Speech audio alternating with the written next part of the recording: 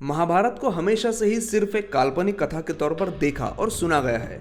आज भी कई इतिहासकार इसे भारत का इतिहास कहने से कतराते हैं, जबकि आज महाभारत के सच होने के कई सबूत सामने आ चुके हैं। तो आज के वीडियो में हम ऐसे ही सबूतों की बात करने वाले हैं। कुछ ऐसी जगहों के बारे में बताएंगे जो महाभारत काल से रिश्ता रखती है।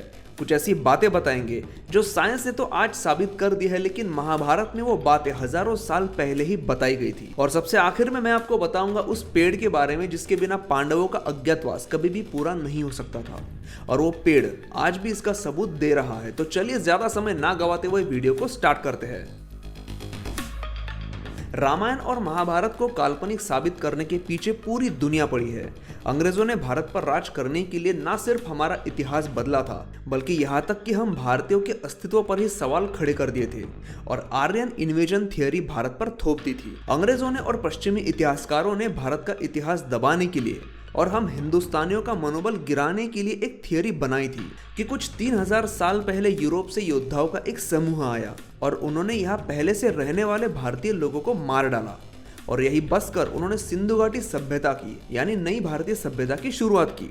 लेकिन ये साफ साफ झूठ है और ये बात आज साबित हो चुकी है। R1A1A इस नाम का एक जेनेटिक ग्रुप है और ये जीन करीब 18 से 20 हजार साल पुराना है, और ये जीन सबसे ज्यादा ना सिर्फ भारतीय लोगों में पाया जाता है, बल्कि इस जीनोम की शुरुआत ही भारत में हुई थी। तो अगर 3000 साल पहले भारतीय सभ्यता खत्म हुई थी या फिर आर्यंस भारत में आए थे, तो 18,000 साल पुराना जीनोम दुनिया में सबसे ज्यादा भारतीय लोगों में ही क्यों मौजूद है? फास्टिंग यानी उपवास के क्या फायदे हैं, यह आज सभी को पता है। आज साइंस ने यह साबित कर दिया है कि उपवास ही हमारी बॉडी के मेटाबॉलिज्म को हेल्दी रखने का सबसे बढ़िया तरीका है। अमेरिका की मैसेच्यूसेट्स इंस्टीट्यूट ऑफ टेक्नोलॉजी यानी MIT में किए गए रिसर्च से ये पता चला है कि उपवास करने से बॉडी में नई सेल्स बनने की प्रक्रिया काफी फास्ट हो जाती है। अब आप सोच रहे होंगे कि उपवास और उनके फायदे हम आपको क्यों बता रहे हैं। आज तो ये फायदे सबको पता है, क्योंकि साइंस ने उपवास के फायदे साबित कर दिए हैं और हर कोई साइंस पर सबसे पहले यकीन करता है। लेकिन यही बातें साइंस से पहले हजारों साल पहले भी बताई जा चुकी है। जी हाँ, भारत में सदियों से ही उपवास करने की परंपरा चली आ रही है और यहाँ तक कि महाभारत में भी उपवास के फायदे साफ साफ बताए गए हैं।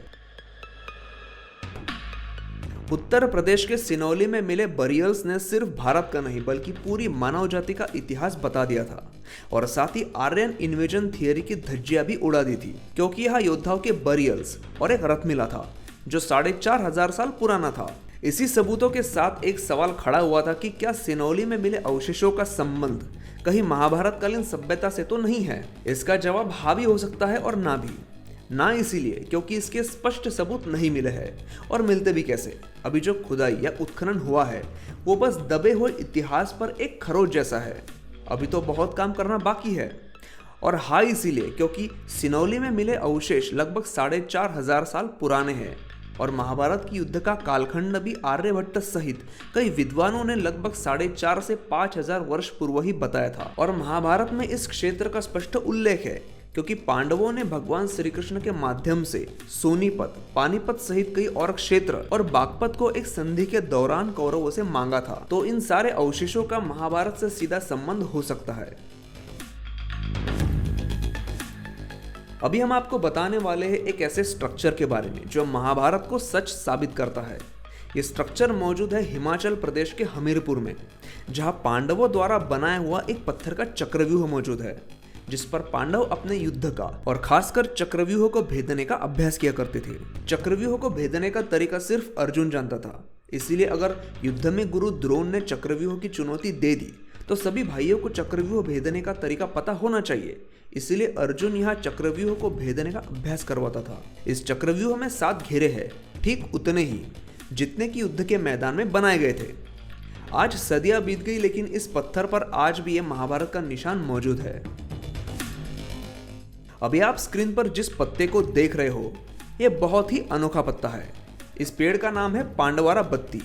अब इसके नाम में ही पांडवों का उल्लेख है, तो इसका संबंध किससे है ये तो आप समझ ही गए होंगे।